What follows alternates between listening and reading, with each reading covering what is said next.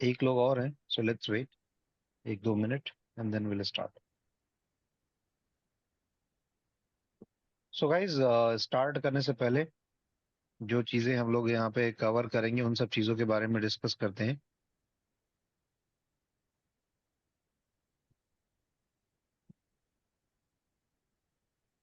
देखिए, बेसिकली इस ट्रेनिंग के अंदर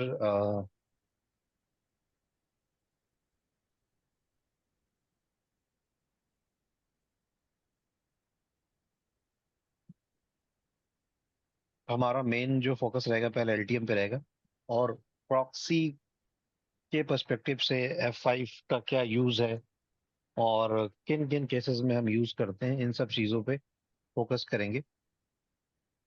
so first of all, let's understand कि सर्टिफिकेशंस के पर्सपेक्टिव से F5 में कितने कोर्सेज हैं। सो काफी सारे कोर्सेज आपको यहाँ पे देखने को मिलते हैं F5 के अंदर, और अलग अलग एग्जामिनेशन नंबर्स भी हैं इसके accordingly. So let me show you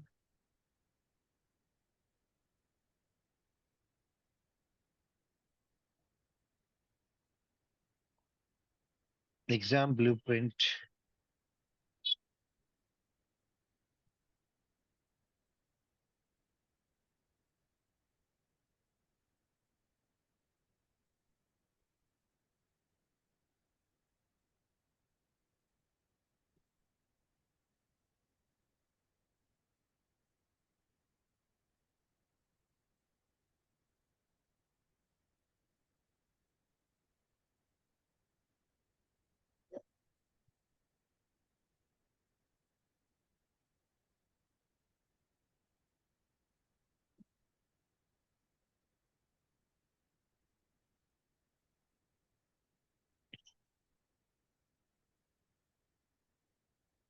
ठीक है, आई थिंक ऑलमोस्ट सबने ज्वाइन कर लिया।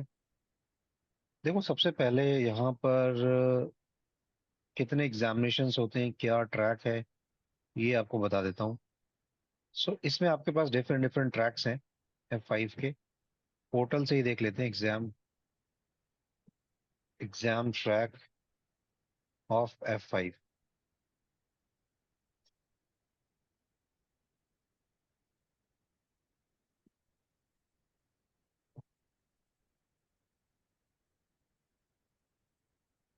ये है एक्चुअली मेन इनका ट्रैक। अब देखो, बेसिकली आपका स्टार्ट कहाँ से होता है, F5। सो अगर आप F5 लोड बैलेंसर या कुछ भी F5 के प्रोडक्ट्स को स्टार्ट करना चाहते हो, सो पहले सबसे आता है examination 201। 201 is regarding certified administrator. उससे भी पहले एक आता है 101। ये होता है फंडामेंटल्स। इसमें आपको टीसीपी, आईपी, यूडीपी, ट्रैफिक कैसे मूव करता है, थ्री वे हैंडशेक प्रोसेस, मतलब पूरा फंडामेंटल इसमें बताया जाता है। और एक आता है 202, जो कि आपका सेल्स के लिए होता है। और इसमें बेसिक्स होता है बिग आईपी का। जहां जहां पे बिग आईपी है, बिग आईपी मतलब प्रोडक्ट के बारे में, और इसके जो भी फंडामेंटल्स हैं वो होते हैं। अब उसके बाद यहाँ से स्टार्ट होता है ये आपका स्पेशलिस्ट एग्जामिनेशंस। तो आपका 301 AB, ये आपका एलटीएम के रिगार्डिंग है। तो काफी जो फेमस प्रोडक्ट है इनका वो एलटीएम है, लोड बैलेंसर, जिसको या इसी को हम बोलते हैं क्या,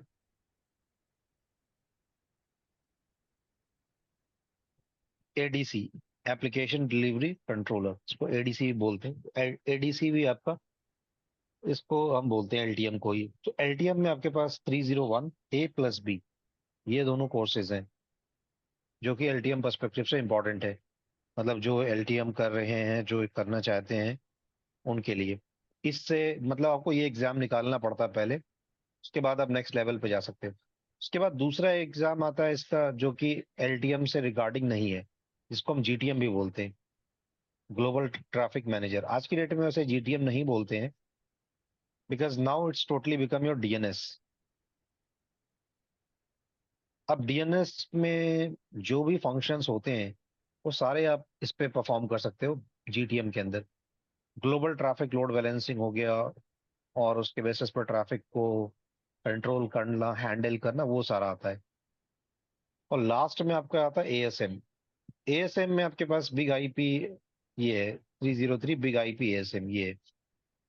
तो एएसएम का बस आपका एक ही मॉड्यूल है यहाँ पर 303, जिसके अंदर जितना भी आप यहाँ पे जीटीएम एलटीएम कॉन्फ़िगर करते हो उसको सिक्योर करने के लिए, मतलब आपका जितना ट्रैफिक आ रहा है नेटवर्क में उसको अगर आप सिक्योर करना चाहते हो तो आपके पास एएसएम मॉड्यूल है, application security manager. So ASM is very important. जो भी मतलब सिक्योरिटी के पर्सपेक्टिव से लर्न करना चाहता है वो एएसएम मॉड्यूल भी पढ़ सकता है। और इसमें आपका अटैक्स कैसे होते हैं, अटैक्स को प्रिवेंट कैसे करते हैं, लॉग्स आपका कैसे दिखेगा, एचटीटीपी रिक्वेस्ट क्या है, टीसीपी हेडर क्या है, उसके बेसिस पे क्या अटैक्स हो सकते हैं, डॉस अटैक्स प्रिवेंशन मेथड्स क्या हैं, डॉस अटैक्स आ रहे हैं तो लिमिटेशंस कैसे लगा सकते हैं, कनेक्शंस रिक्वेस्ट को मॉडिफाई करना, ये सारा का सारा इसमें आ जाता है एएसएम के अंदर। बट एएसएम अगर आप कर रहे हो तो अल्टीमेटली आपको इन चीजों की भी नॉलेज होनी चाहिए प्रॉपर। देन आप पूरा F5 कहीं पे भी समझ सकते हो, डिप्लॉय कर सकते हो everything. But those who are beginner और जिनको अभी F5 ज्यादा पता नहीं है या जरूरत नहीं है, mostly they start with LTM, LTM को ही करते हैं। हमारा यहीं से स्टार्ट होगा एलटीएम से ही, and once we understand LTM then will move to other. उसके बाद एक और मॉड्यूल आता है इनका, सर्टिफाइड सोल्यूशन एक्सपर्ट, जो कि आपका सिक्योरिटी सब कुछ मिक्स करके है, इस सबको मिलाकर एक आपका सिक्योरिटी स्पेशलिस्ट, सिक्योरिटी एक्सपर्ट का होता है, एक क्लाउड का होता है। तो ये आपका डिपेंड करता है आप करना चाहते हो या नहीं। तो अगर आप सीसीएनए सीसीएनपी से आए हो तो first one is kind of CCNA, then आपका ये सीसीएनपी हो गया, ये एक्सपर्ट हो गया, इस तरीके से चलता है।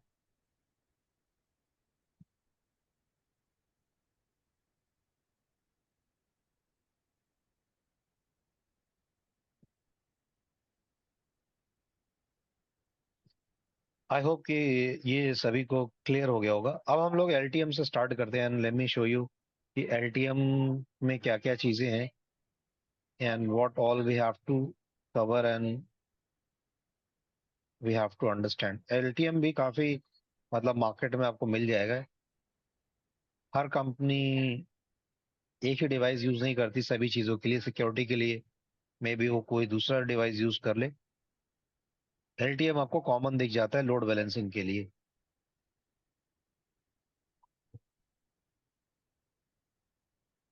एलटीएम के अंदर मेनली ये हमारा कोर्स एजेंडा होता है, F5 architect, licensing, TMOS networking, LTM components, load balancing, monitoring profiles, persistence, acceleration technology, security and SSL offload, high rules, support and troubleshooting, IAPS, इतना आपका कवर होता है इसके अंदर। एंड अब यहाँ से अगर हम देखते हैं, सो F5 के रिगार्डिंग अगर आप देखते हो तो F5 consolidating layer 4 two layer 7। F5 जो मतलब प्रोडक्ट आपका मेनली फोकस करता है वो लेयर 4 टू लेयर 7 उस पर ज्यादा फोकस करता है। और इसके प्रोडक्ट्स भी उसी तरीके से हैं जो भी आप देखोगे। जैसे आपके पास जो डिवाइसेस हैं मार्केट में, जैसे सिस्को हो गया, जूनिपर हो गया।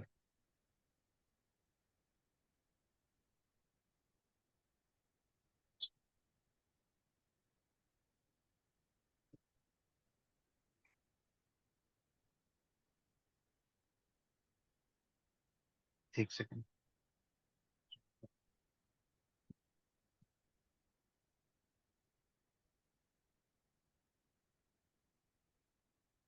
हम्म।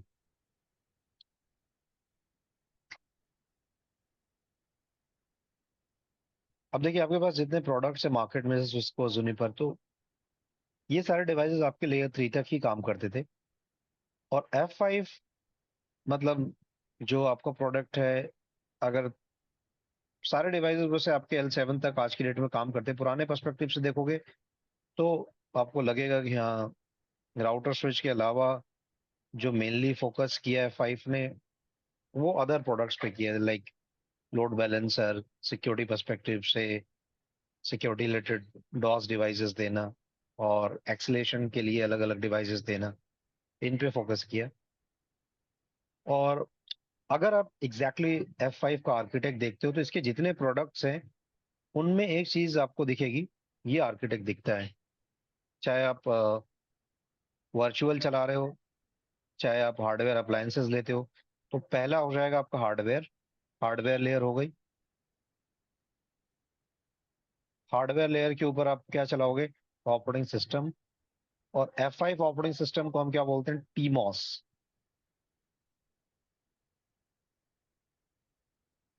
Traffic manager OS. टीमॉस, इसका ऑपरेटिंग सिस्टम टीमॉस है। जैसे आपका पालो अल्टो का है पैन ओएस, सिस्को में राउटर वगैरह का हम बोलते हैं आईओएस, FortiGate का फोर्टी ओएस, चेक पॉइंट के अंदर गाया। So similar kind of thing we have here also, TMOS. TMOS software के ऊपर आपके अलग अलग मॉड्यूल चलते हैं। अब यहाँ पे प्रोडक्ट स्टार्ट होता है इसका, ये अवेलेबिलिटी। अगर आपको अवेलेबिलिटी के रिगार्डिंग वर्क करना है, मतलब आपको अवेलेबिलिटी चाहिए, तो एलटीएम का प्रोडक्ट यूज कर सकते हो, डीएनएस यूज कर सकते हो, इसको हम जीटीएम बोलते हैं। एलसी, अगर आपको लिंक लोड बैलेंसर चाहिए, मल्टीपल वैन लिंक्स हैं, उस पर वर्कआउट करना है, तो इनका एक प्रोडक्ट आता है एलसी। सभी मॉड्यूल्स आपको कहाँ मिलते हैं? टीमॉस ओएस के ऊपर ही मिलेंगे। मतलब ऑपरेटिंग सिस्टम हमेशा एक ही रहेगा, जिस चीज का लाइसेंस लोगे वो चीज एक्टिवेट हो जाएगी। नेक्स्ट प्रोडक्ट आता है एक्सेलरेशन का। एक्सेलरेशन के लिए आपके पास आता है AAM. So LTM, TNS, LC, AAM. ASM आता है इसका सिक्योरिटी के लिए। अब ये अवेलेबिलिटी हो गया, ये एक्सेलेरेशन हो गया, ये आ गया सिक्योरिटी। सिक्योरिटी के अंदर भी बहुत सारे मॉड्यूल्स आते हैं। उसमें जो सबसे फेमस है दैट इज एएसएम, वेब, वैफ जिसको बोलते हैं। वैफ और web application firewall, ASM, application security manager. ये है आपका एएसएम। एएसएम जैसे आपका मेनली फोकस करता है वेब एप्लीकेशंस के लिए। वेबसाइट्स वगैरह आपकी जो होस्टेड हैं डेटा सेंटर के अंदर, या आपका डेटाबेस है किसी चीज का, या आपके पास जो भी ऑनलाइन वेबसाइट्स या एप्लीकेशंस है, उनको अगर आप सिक्योर करना चाहते हो तो आप वैफ लगाते हो। That is ASM, application security manager, web application firewall. ये नेक्स्ट प्रोडक्ट आता है आपका एएफएम। नेटवर्क में अगर आप फायरवॉल का फंक्शन, मतलब आप जो normally FortiGate, Palo Alto, Check Point से करवाते हो, अगर वो आपको लेना है, तो इनका एक मॉड्यूल है, इनेबल कर सकते हो एएफएम का। मतलब फायरवॉल वाला भी काम करना स्टार्ट कर देगा। और उसके बाद आता है इसी के साथ एपीएम। अगर आप बहुत सारी कंपनीज में देखोगे कि बिग आईपी या F5 का वीपीएन चलता है, तो उसके लिए मॉड्यूल आता है एपीएम, एसएसएल वीपीएन, या ऐप एक्सेस वगैरह यूज करना चाहते हो, देन एपीएम मॉड्यूल आता है इसका। ये भी आपको मिल जाएगा बहुत सारी कंपनीज में देखने को। सिक्योर वेब गेटवे, मतलब लैंड टू वैन अगर आप प्रॉक्सी चाहते हो, तो उसके लिए ये आ जाएगा आपका सिक्योर वेब गेटवे। और लास्ट में आता है आपका WFP, फ्रॉड प्रोटेक्शन के लिए। जितने भी फ्रॉड्स होते हैं उसके लिए डेडिकेटेड ये पर्टिकुलर बॉक्स आपका काम करेगा। सो F5 ऐसा नहीं है कि बस एलटीएम जीटीएम ही दे रहा है, बहुत सारे मॉड्यूल्स दे रहा है, बट उसमें से ज्यादा फेमस एलटीएम ही है। एलटीएम, जीटीएम और एएसएम भी काफी हद तक फेमस हो गया अभी। और मल्टीपल कंपनीज ऑर्गेनाइजेशंस में आपको देखने को मिलेगा। तो हार्डवेयर के ऊपर आपका ओएस एक ही रहेगा, और आपको सर ऑप्शंस भी मिलेंगे इनेबल करने के, जो आप लाइसेंस बाय करते हो बेस्ड ऑन दैट आपको मिल जाएगा वो। हाँ जी बोलिए। सर सॉरी टू इंटरप्ट, इसमें सर वो डिडोस का जो हाँ हाँ, डिडोस का जो वर्क करता है वो कौन सा इसमें है? सिल्वर लाइन मैं बताने वाला था, ये सिल्वर। आपका आ गया ये। Okay data okay. डीडॉस के लिए अगर आप डेडिकेटेड चाहते हो तो सिल्वर लाइन इनेबल कर सकते हो। डीडॉस क्लाउड स्क्रबिंग एंड इसका फंक्शन चाहिए तो आपके पास सिल्वर लाइन। वैसे तो वैफ एएसएम के साथ मतलब पॉलिसी बनाने का मेथड मिलता है आपको, लेकिन आप डेडिकेटेड चाहते हो डीडॉस, तो इनका सिल्वर लाइन प्रोडक्ट आता है, डीडॉस क्लाउड स्क्रबिंग एंड वैफ्स। ठीक है, प्रोडक्ट के बारे में क्लियर हो गया सभी लोगों को? क्वेश्चंस वगैरह जो भी रहेंगे आप लोग पूछते रहना इसमें। अब आपका big IP focus on layers 4 to layer 7। मतलब जैसे मैंने बताया कि राउटिंग वगैरह इन सब चीजों पे इसका इतना कंसर्न नहीं है प्रोडक्ट F5 का। तो ये मेनली आपका L4 to L7 तक ही फोकस करता है। इनमें अब सबसे पहले आपका आ गया ये एलटीएम का प्रोडक्ट, जो कि हम देखते हैं।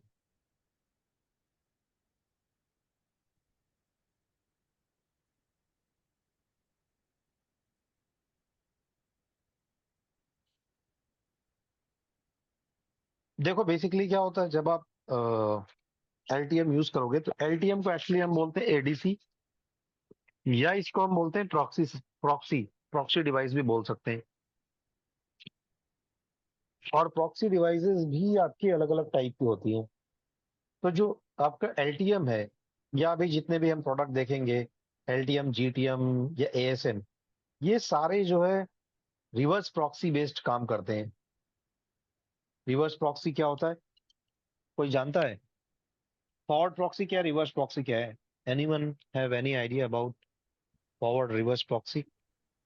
सर रिवर्स प्रॉक्सी में जिस रूट से डेटा इनकमिंग होता है, आउटगोइंग भी उसी रूट से जाता है।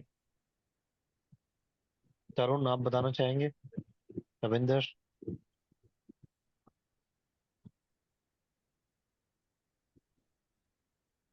तो जो किसी को?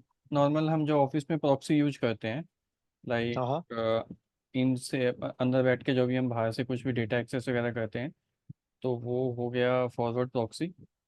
एंड जब कोई वेबसाइट बाहर से बैठ के हमारे अंदर को कोई एक्सेस कर रहा है, तो वो रिवर्स प्रॉक्सी हो गया सर। यस, इन्होंने सही बताया। इस चीज को हम थोड़ा सा समझते हैं यहाँ पर। देखो, दो तरीके की प्रॉक्सीज होती हैं। जैसे एक हो गया ये आपका फॉरवर्ड,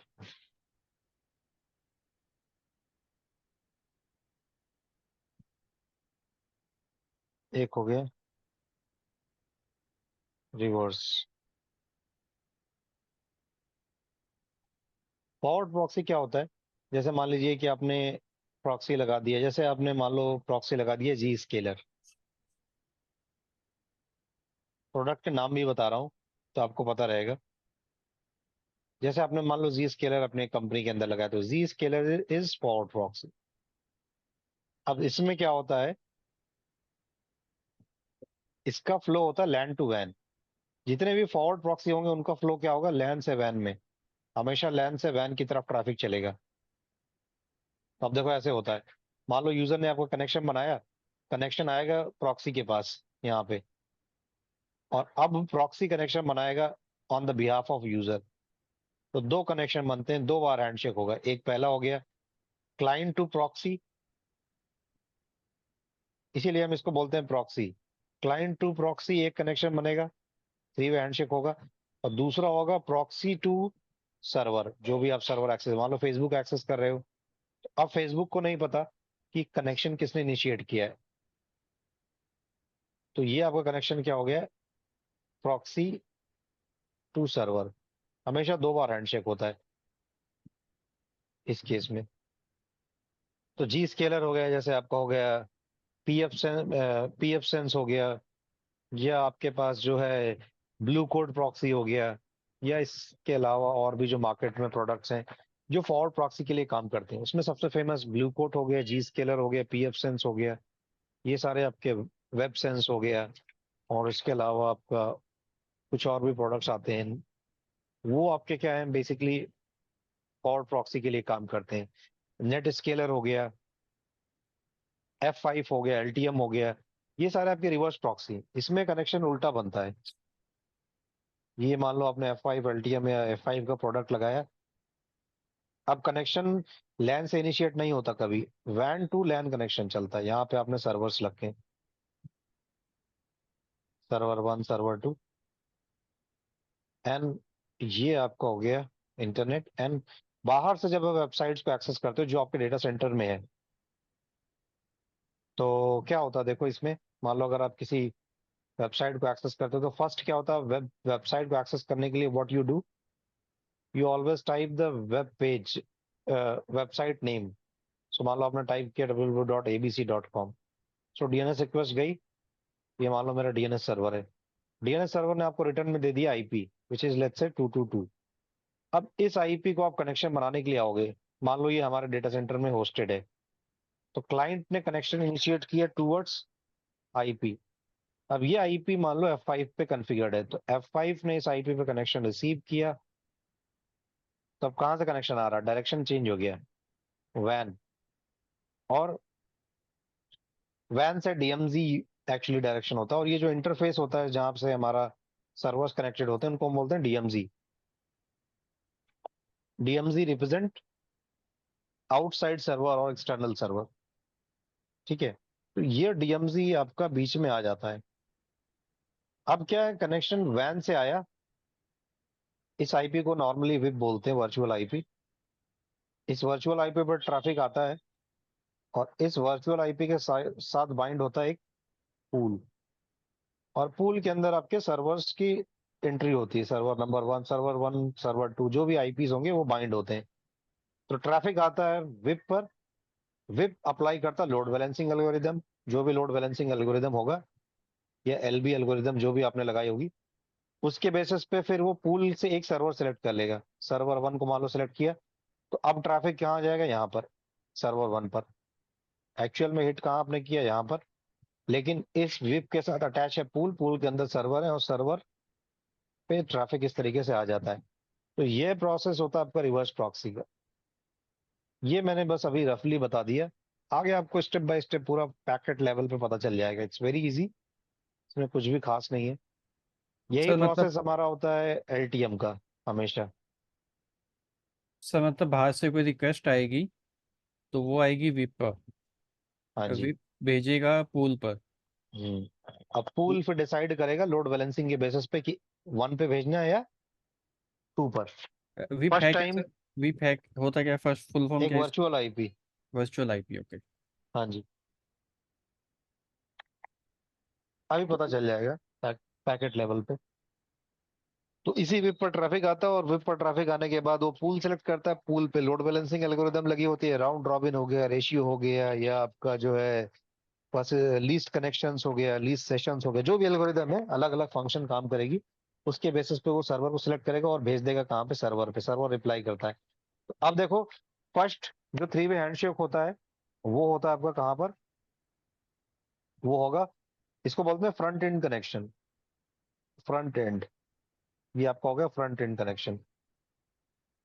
क्लाइंट टू प्रॉक्सी या क्लाइंट टू एलटीएम जो कनेक्शन बनेगा, फ्रंट एंड। और यहां से जो आएगा F5 जो कनेक्शन इनिशिएट करेगा सर्वर को, उसको बोलेंगे बैक एंड कनेक्शन। सो अब यहाँ 2 कनेक्शन बनेंगे बैक एंड, एक फ्रंट एंड, एक आपका back and.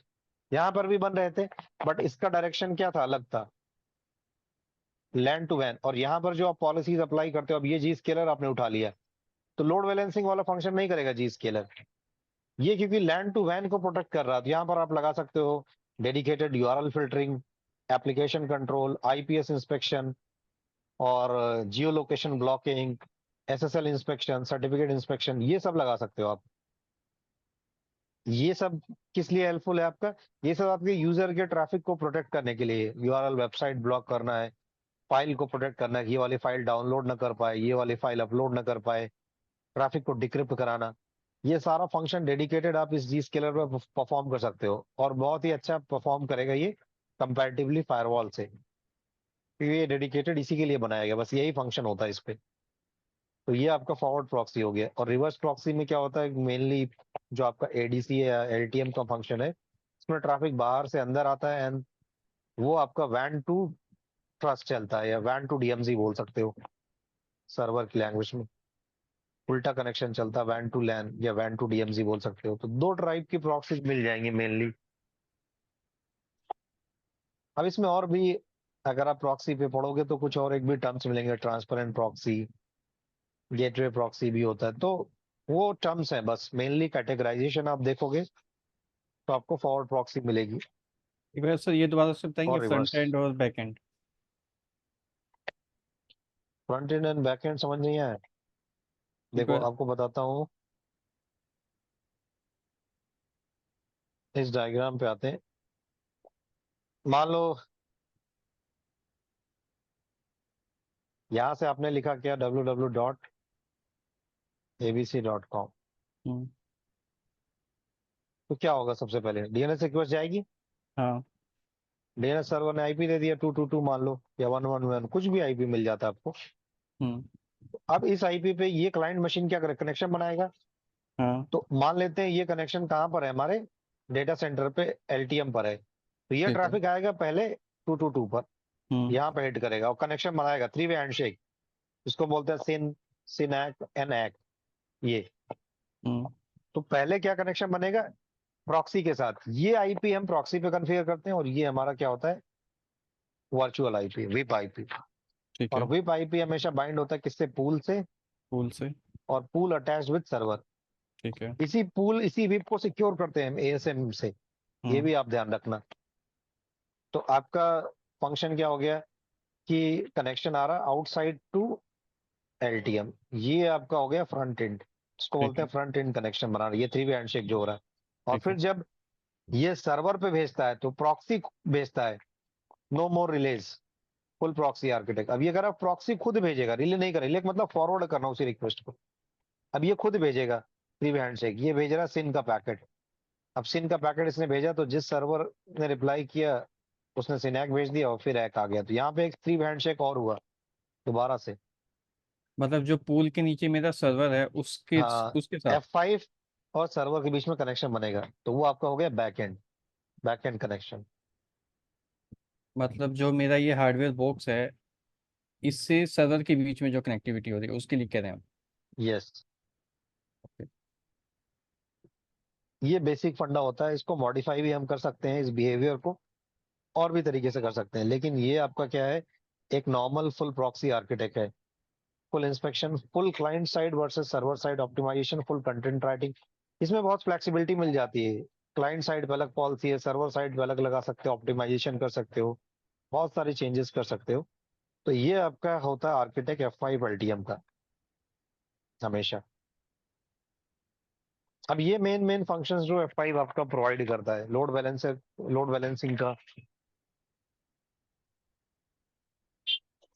Composite monitoring, Jio location database, acceleration का फीचर हो गया, सिक्योरिटी के लिए एसएसएल ऑफलोडिंग हो गई, ये सारा का सारा, SYN flood and DDoS protection, everything जो भी आपका फंक्शन होता है वो परफॉर्म कर सकते हैं इस पे। अब देखो जो अभी मैंने समझाया उस चीज को भी समझ लेते हैं डिटेल में। ये मॉडल्स आते हैं इसमें, 2000 सीरीज, 4000, 5000 सीरीज आती है, 7000, 10000, 6 चीज बेस्ड आते हैं, ये बड़े बड़े, इनको बोलते हैं विप्रियन बॉक्स। जैसे स्विचेस आते हैं बड़े बड़े, तो आपका 6 चीज के अंदर लाइन कार्ड, सूप इंजन, ये सब चीजें होती हैं, उसी तरीके से ये भी चलता है। बहुत बड़े लेवल पे हम ये वाले यूज करते हैं। अब यहाँ पे इनिशियल एक्सेस वगैरह ये आ गया, बट उससे पहले एक बारी फिर से अब हम लोग थोड़ा सा एलटीएम और रिवर्स प्रॉक्सी को पैकेट लेवल पे समझते हैं, सो आपको क्लियर होगा क्या होता है process.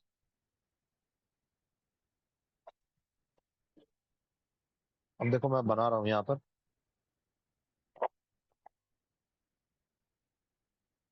LTM reverse proxy architect.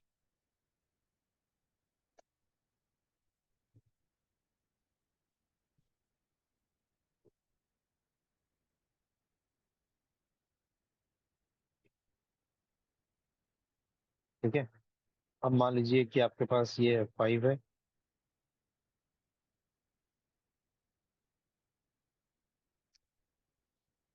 और F5 connected with internet, F5 से इंटरनेट कनेक्टेड, और ये आपका क्लाइंट है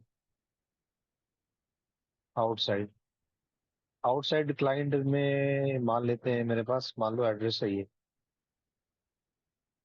11.1.1.10, और इस इंटरफेस पर एक आईपी है फॉर एग्जांपल 12.1.1.1.1,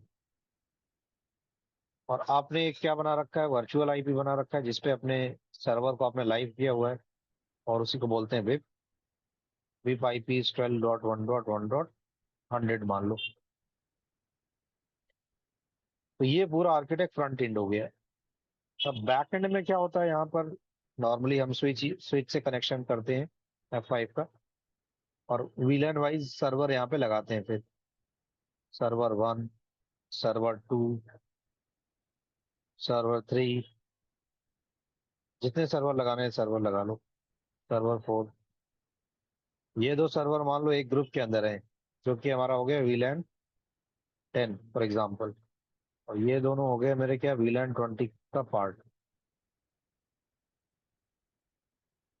यहाँ पर मेरा LAN IP चल रहा है 10.1.1.1। अब इसमें डिप्लॉयमेंट भी अलग अलग होता है। दो लिंक यूज कर रहे हो आप, जैसे एक आउटसाइड लिंक, एक इनसाइड। तो ये होता है आपका, इसको हम लोग बोलते हैं dual arm deployment. Back and link एक अलग हो गया, फ्रंट एंड लिंक अलग हो गया। एक्सटर्नल कनेक्शन, इंटरनल कनेक्शन के लिए आगे मैं बताऊंगा क्या एडवांटेजेस है क्या डिसएडवांटेजेस।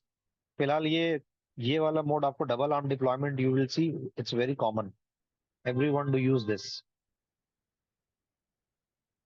अब मान लो यहाँ पे इंटरफेस पे आईपी है और सर्वर पे आईपी हो गया 10.1.1.10, और यहाँ पर आईपी हो गया 10.1.1.20, और यहाँ पर ये आपका आईपी हो गया मान लो 30।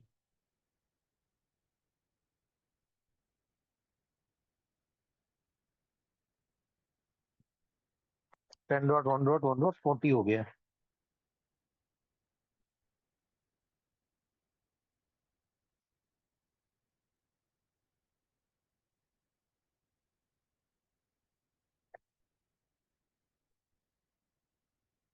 अब हम लोग यहाँ पे समझते हैं कैसे एग्जैक्टली रिक्वेस्ट आती है। मान लो आपको आपको ये दो सर्वर है, ये आपकी कोई वेबसाइट है, और ये दोनों सर्वर पे चल रही है, सर्वर 1 सर्वर 2 पे, और इस वेबसाइट का नाम है क्या, abc.com, कुछ भी हो सकता है इस तरीके से।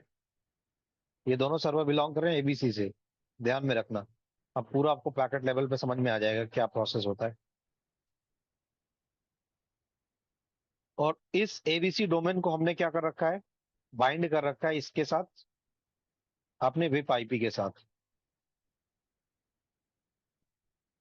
ठीक है, तो जब भी यूजर कोई अपने ब्राउजर पे जाके लिखेगा abc.com,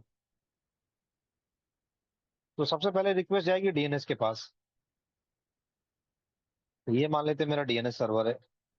अब डीएनएस सर्वर के पास आपको एंट्री करानी पड़ती है। मान लो एबीसी नाम से आपने वेबसाइट बनाई, तो अपना वर्चुअल पब्लिक आईपी जो भी होता है उसको यहाँ पे बाइंड कराना पड़ता है पब्लिक डीएनएस सर्वर पे। जैसे GoDaddy हो गया, जैसे आपका हो गया क्लाउड फ्लेयर हो गया, या और भी जो भी आपके पास डीएनएस सर्वर अवेलेबल है, या जो जो भी आप प्रोवाइडर से लेते हो जिससे भी, तो उसके साथ बाइंड करवाना पड़ता है वहां पर जाकर।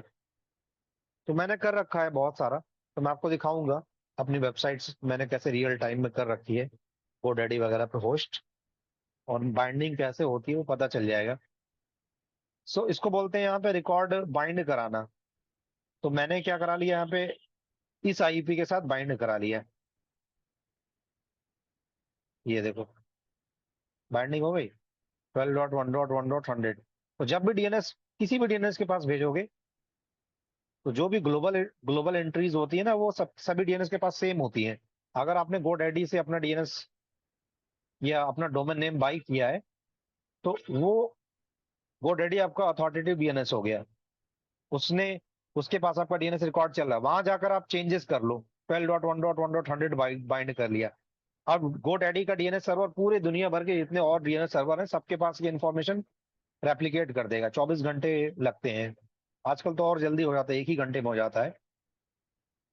तो अब क्या होता है, जब कोई बोलता है कि एबीसी का आईपी क्या है, तो ये इसको आईपी बता देता है। आईपी आ गया यहाँ पर 12.1.1.100 मिल गया। अब आप क्या करोगे, कनेक्शन बनाओगे।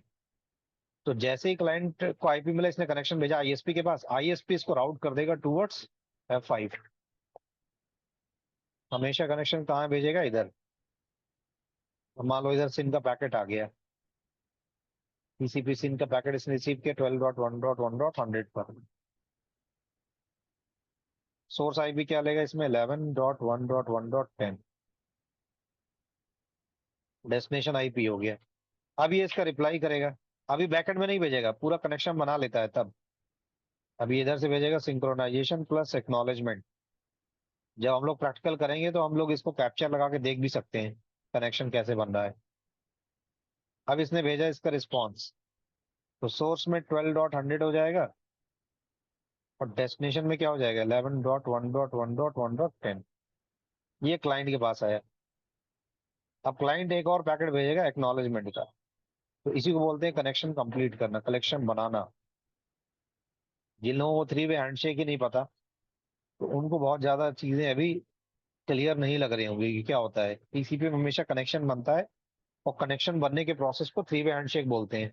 और जो कनेक्शन टर्मिनेट होता है ग्रेसफुली उसको बोलते हैं हम लोग 4 वे हैंडशेक। बताऊंगा मैं आपको आगे 4 वे हैंडशेक क्या होता है।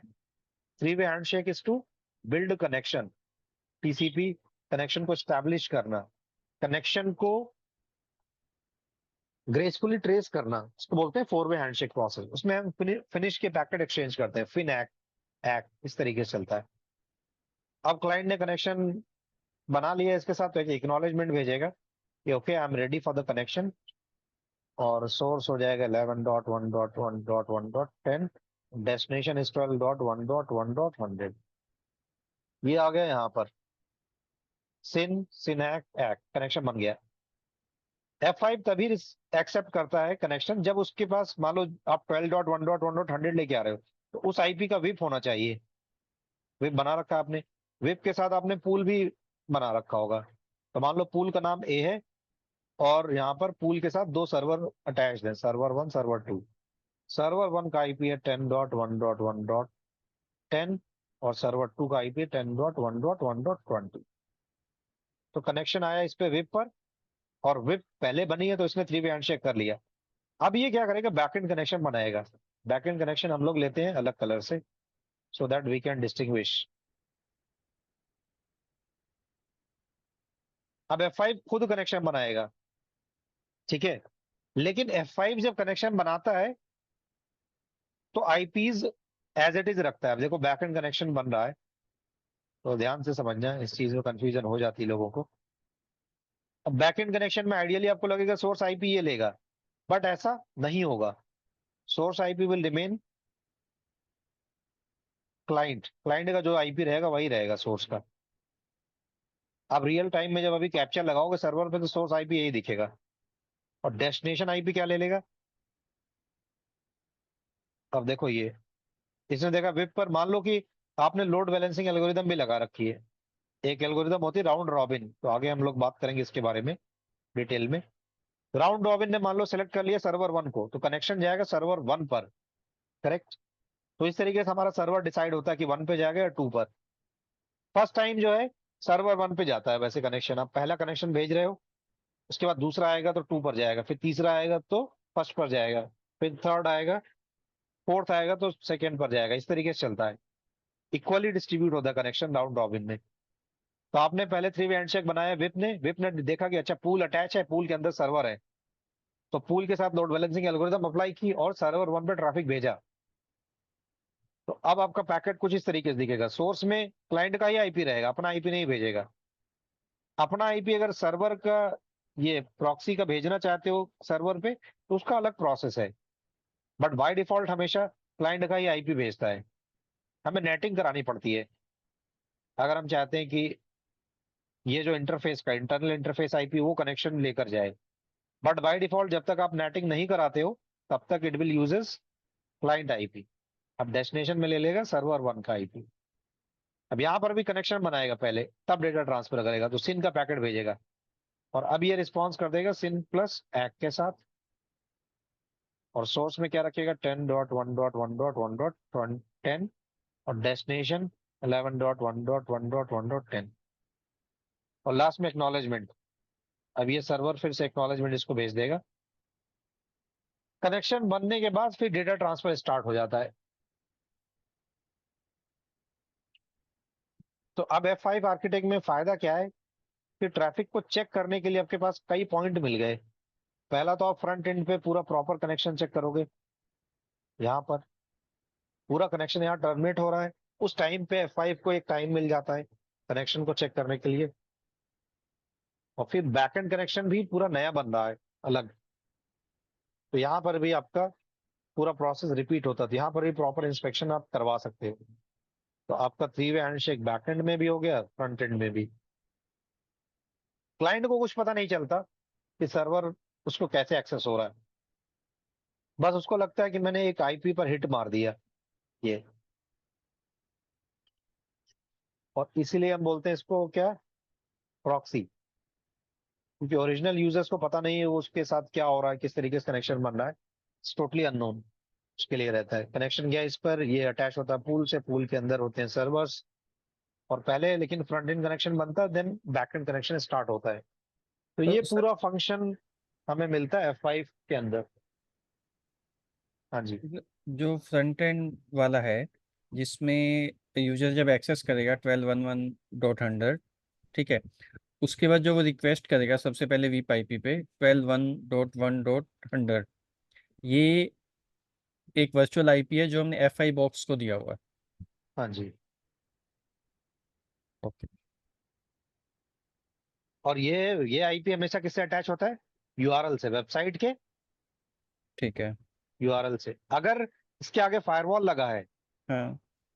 मान लो आपका F5 के आगे फायरवॉल भी लगा हुआ है, तब हम्म। यहाँ पे प्राइवेट आईपी रहता है, पब्लिक आईपी नहीं होता। तब फायरवॉल पे नेट होकर F5 पे आता है, तो वो एक अलग कहानी है। हम्म। फिलहाल अभी हम लोग इतना ही है, समझते हैं फर्स्ट डे। मैं फायरवॉल भी लगाऊंगा, आपको दिखाऊंगा हाँ, कि ये डेस्टिनेशन नेट के साथ होता है। फायरवॉल वाला थोड़ा समझना जरूरी है। समझना तो सब जरूरी है, बट वन बाय वन हम लोग इस चीज को कर सकते हैं। तो ये सर। मेनली आर्किटेक्ट होता है आपका F5 का, जो कि हम देखते हैं रियल टाइम में कि चलता है। तो यहाँ से आपको पूरी कहानी याद रखनी की यार, जब भी किसी वेबसाइट को एक्सेस करते हो, first it will go here on the DNS. जैसे देखो मैंने लैब के लिए भी बना रखा है, मैं आपको दिखाता हूँ। जैसे हमारा लैब एक्सेस करोगे तो हमारा यूआरएल क्या, rack.btnetworks.in। तो ये पूरा पेज आता है बन के। अब ये हमारा डोमेन नेम हो गया है। अब मैंने इसको बाई कर रखा है कहीं से, इस पर अपना लैब का पब्लिक आईपी मैप कर रखा है। देखो एनएस लुकअप करो, आपको दिखेगा। अब अगर मैं इस पे लोड बैलेंसिंग वगैरह कराना चाहता हूँ तो एडिशनल फंक्शन हो जाता है। ये मेरा आईपी है, पब्लिक आईपी। तो यही सेम होता है जब आप इसी एक्सेस करते हो, तो ये मेरा जो पब्लिक आईपी है विप आईपी भी हो सकता है। अगर लोड बैलेंसर है तो विप आईपी है ये। अगर लोड बैलेंसर नहीं, खाली फायरवॉल है, जैसे मेरे केस में फायरवॉल है खाली, तो फायरवॉल पे जा रहा है ये कनेक्शन, और फिर नेट होकर सर्वर पे जा रहा है मेरे। क्लियर हो गया ये? यस। ठीक है। अब देखो यार F5 में कुछ भी स्टार्ट नहीं कर सकते पहले आप रैंडम, मतलब मैं इसमें अगर कुछ स्टार्ट भी करूंगा ना, तो पहले हमें लाइसेंस चाहिए होगा। अब मैं यहाँ पर अगर डिवाइस अपना एक लैब अगर बनाना शुरू भी करूं अभी आज, तो पहले हमें लाइसेंस चाहिए होगा। तो मैं लाइसेंस कैसे एक्टिवेट करते हैं और लैब में कैसे एक्सेस करेंगे डिवाइसेस को, वो थोड़ा सा आज बताऊंगा। उसके बाद कल के सेशन में फिर इसमें हम लोग लाइसेंस एक्टिवेशन देखेंगे। लैब F5 के नाम से मैंने बनाया, और आपका सेशन 1 आवर का चलेगा। मोस्टली हमारा टारगेट रहेगा वीक में, मतलब वीक में 3 डेज या 4 डेज। हार्डली हम लोग मतलब 3 या 4 डेज करेंगे। तो एक दिन आप प्रैक्टिस भी कर सकते हो इसको, क्योंकि इतना बहुत हो जाएगा, और आप प्रॉपर उसको समझ भी सकते हो डिटेल में। अब देखो मान लो अगर आपको लैब में F5 लेना है, तो यूआरएल से आप एक्सेस कर सकते हो अपने डिवाइस को, मतलब अपने लैब को। या दूसरा मेथड है, आप एक रिमोट कनेक्शन भी यूज कर सकते हो। रिमोट कनेक्शन के लिए यही सेम यूआरएल है, but you have to use port number which is 4545। And then जो भी आपको यूजर नेम पासवर्ड मिलता है वो आप डालो, आपको एक रिमोट मशीन मिल जाएगी, उस पर भी लैब बना सकते हो। सेम प्रोसेस है। उससे फायदा ये होगा कि आप लैब के लैन एनवायरनमेंट में चले जाओगे, लैन एनवायरनमेंट में। देखो मैं दिखा दे रहा हूँ वैसे।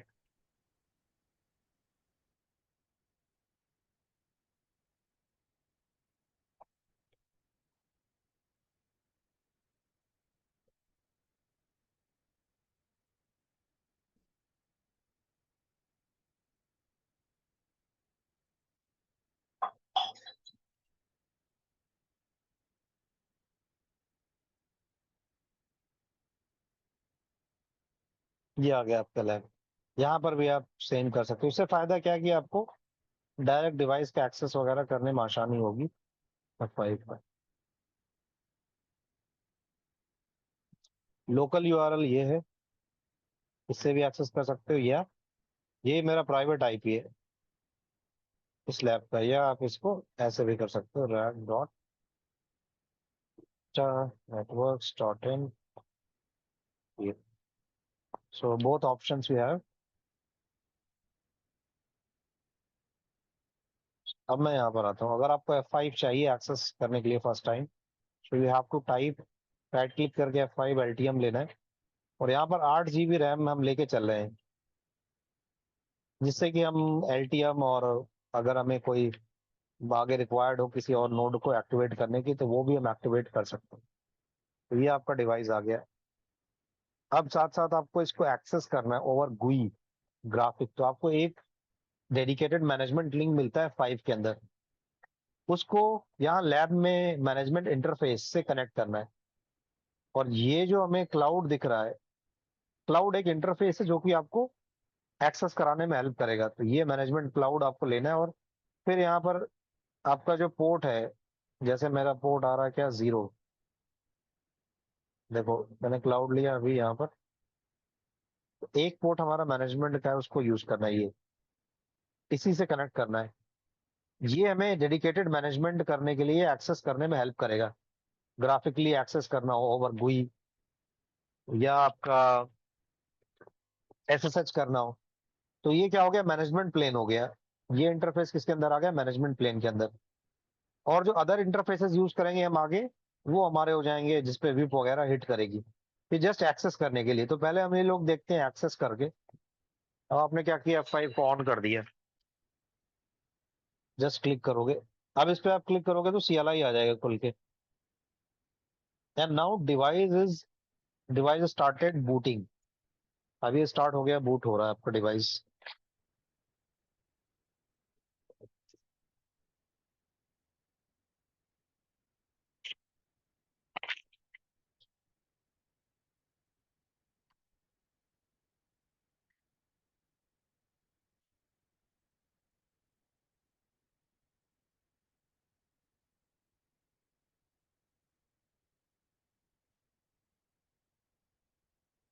अब देखो इसका CLI में यूजर नेम है रूट, आपको ध्यान रखना है हमेशा।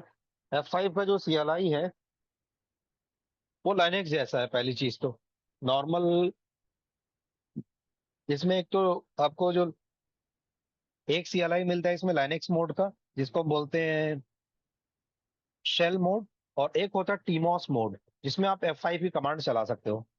तो दोनों ही आपको पता रहनी चाहिए यहाँ पर। अब देखो लॉगिन करने के लिए आ गया। सो बाय डिफॉल्ट यूजर नेम क्या होता है इसका, रूट, और पासवर्ड डिफॉल्ट होता है DEFAULT। कोई भी वर्ड कैप्स नहीं होता। नॉर्मल पासवर्ड क्या होता है, डिफॉल्ट CLI का। तो आपको कमांड्स में काफी ध्यान रखना पड़ेगा। User name root and password is default. अब जैसे ही आप यहाँ पे पासवर्ड डालोगे, it will ask to change the password, because ये बिल्कुल नया बॉक्स है। तो फिर से पूछ रहा करंट पासवर्ड क्या है। So current password is default. New password आप कुछ भी दे दो, कॉम्प्लेक्स होना चाहिए। जैसे मैं यहाँ पे पासवर्ड दे रहा हूँ India@12345, तो ये जो भी कॉम्प्लेक्सिटी है उसकी कंडीशन को फुलफिल कर रहा है। INDIA@12345, ये मैंने पासवर्ड सेट कर दिया। तो देखो इसमें लोअर केस भी आ गया, अपर केस भी आ गया, स्पेशल कैरेक्टर्स भी आ गया, इसलिए इसने पासवर्ड ले लिया। और जो आपको मोड यहाँ पे दिख रहा है, दिखा रहा नो लाइसेंस। लाइसेंस नहीं, तब तक कुछ नहीं कर पाओगे कि इसमें you have to activate first licence. और ये जो मेरा मोड आ रहा है हैश के साथ, इसको बोलते हैं हम शेल मोड। यहाँ लाइनेक्स की कमांडें चलती, जैसे मैं अगर अपना IP देखना चाहूँ तो मैं कमांड चलाऊंगा इफ कॉन्फिग, तो मुझे दिखा देगा ये मेरा पोर्ट है मैनेजमेंट, इस पर जो IP होगा वो मिल जाएगा। यहाँ पे दिखा रहा है 118 दिखा रहा है। तो हमारे नेटवर्क में एक DHCP सर्वर है, अगर आप मैनेजमेंट क्लाउड से कनेक्ट करते हो तो उसको IP भी दे देता है। बाकी आप मैन्युअली अपने अकॉर्डिंग आईपी कॉन्फ़िगर कर सकते हो।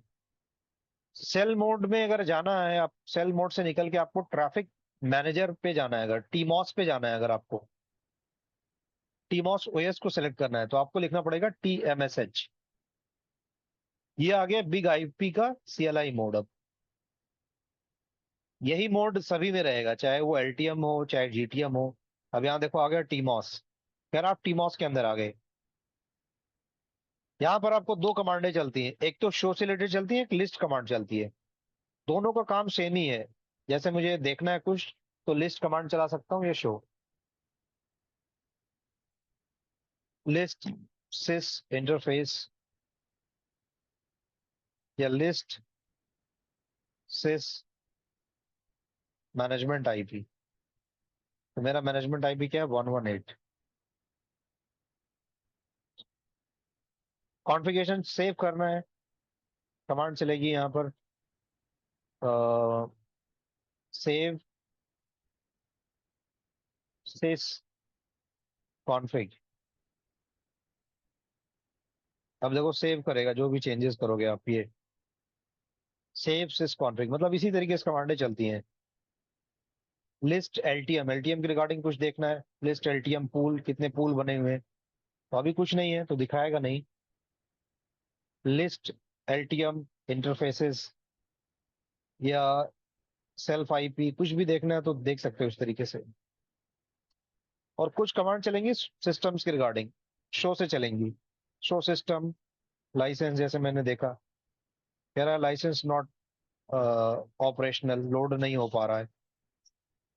शो सिस वर्जन, वर्जन कमांड में आपको दिखाएगा कौन सा वर्जन चल रहा है। तो बिग आईपी ऑपरेटिंग सिस्टम 14.1 चल रहा है अभी।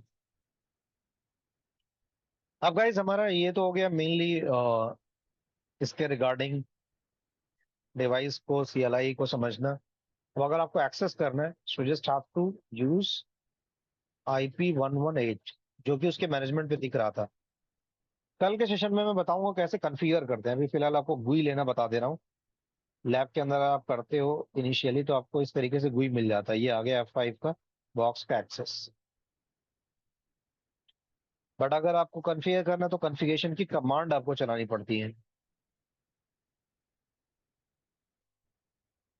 तो दो तरीके से कमांड चलती है, मॉडिफाई, एक तो चलती क्रिएट। अगर कुछ नया कॉन्फ़िगर करना तो क्रिएट कमांड चलती है।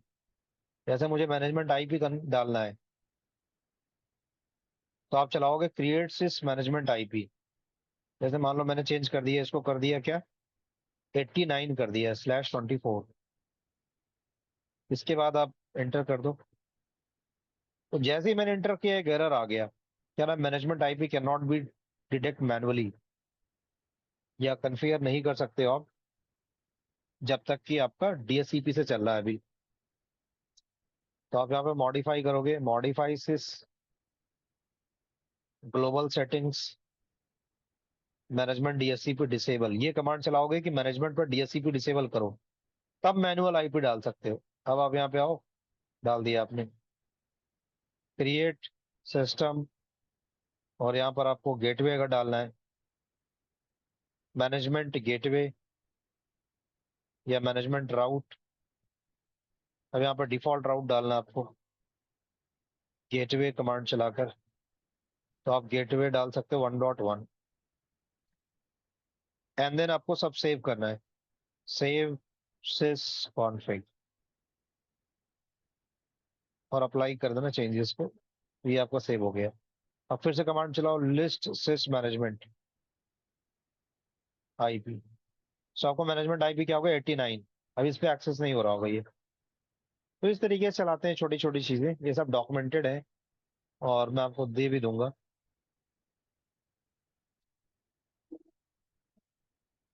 आ गया 89 पे। तो इनिशियल कमांड्स, कॉन्फ़िगरेशन चेक करना, LTM के अंदर जाना, GTM के अंदर जाना, ये सब कमांड लाइन से आपको अलग अलग करना पड़ेगा।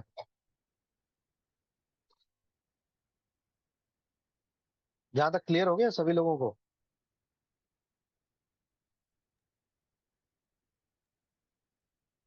हाँ गाइस हाँ हाँ आवाज आ यस रही है मेरी? जी यस। सर। ठीक है। अब यहाँ से आगे हम नहीं बढ़ सकते बहुत ज्यादा, क्योंकि हमारा फर्स्ट डे है। दूसरी चीज अब मैं आपको लास्ट बताने वाला हूँ, लाइसेंस कैसे मिलेगा, ट्रायल लाइसेंस। इसका ट्रायल लाइसेंस आपको 30 डेज का मिल जाता है। वैसे ट्रायल लाइसेंस के लिए काफी सख्ती हो गई है F5 में, पहले तो बहुत नॉर्मल मिल जाता था। 1 साल में एक ही लाइसेंस मिलता है एक ईमेल आईडी पर। अब वैसे 30 डेज चलता है, तो एक आईडी पर 3 लाइसेंसेस मिलते हैं वैसे। ये 30 डेज ट्रायल आपको लेना पड़ेगा, तब जाके चलेगा। अब यहाँ पे आओगे लॉगिन और रजिस्टर में, तो यहाँ आकर अपने आप को रजिस्टर करना पड़ेगा आपको। एक ईमेल आईडी, ये create F5 accounts, sign up करोगे, फिर वहां पे जाकर ट्रायल आपको मिलेगा। तो मैं ये बोलूंगा कि कल आप लोग अपना अकाउंट क्रिएट कर सकते हो, और कल के सेशन में फिर मैं एक्टिवेट करूंगा लाइसेंस इस पे।